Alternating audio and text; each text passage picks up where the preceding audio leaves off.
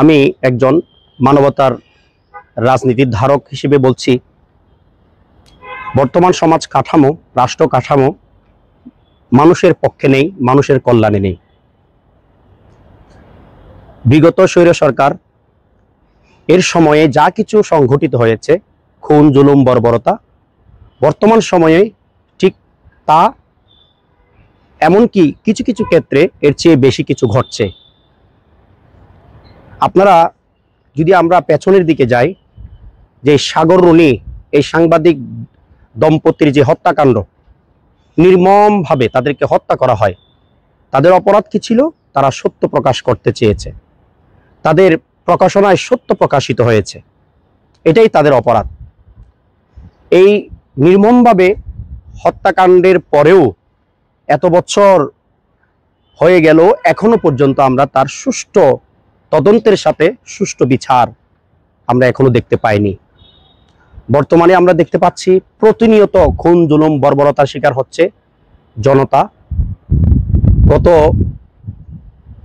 পরশুদিন আমরা যেটা স্পষ্টভাবে গাজীপুরের ঘটনা দেখেছি, যে একজন সাংবাদিককে, যার নাম আসাদুজ্জামান তুহিন, জনসম্মুখে তাকে একটি খুনি চক্র নির্মমভাবে হত্যা করে। তার অপরাধ কি? সেই এই খুনিদের একটা বর্বর চিত্র ভিডিও করেছিল, এটাই তার অপরাধ। এভাবে জনসম্মুখে হত্যা করার পরেও প্রশাসনের নীরবতা আমরা দেখতে পাই। এখনো পর্যন্ত প্রশাসন বা রাষ্ট্রীয়ভাবে এটার সুষ্ঠু তদন্তের সাথে এটার সুবিচার নিশ্চিত করতে পারছে না।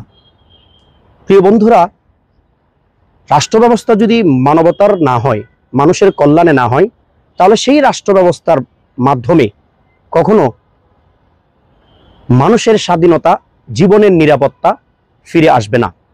তাই আল্লামা ইমাম হায়াত আলাইহি রাহমা, যিনি মানবতার রাজনীতির প্রবর্তক, ওয়ার্ল্ড হিউম্যানিটি রেভলিউশনের প্রবর্তক, তিনি মানুষের জন্য মানবতার রাজনীতি দান করেছেন।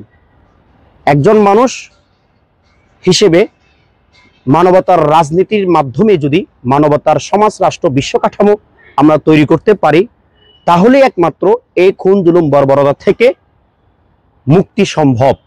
অন্যথায় একক ধর্মের নামে অধর্ম, উগ্রবাদী, অপরাজনীতি, অন্যদিকে একক জাতীয়তাবাদী, সন্ত্রাসবাদী অপরাজনীতির শিকার হচ্ছি এবং হতে থাকব। আর এই দুই অপরাজনীতি জীবন বিরুদ্ধ, মানবতা বিরুদ্ধ অপরাধ। এই দুই অপরাজনীতি থেকে মুক্তির একমাত্র রাজনীতি মানবতার রাজনীতি।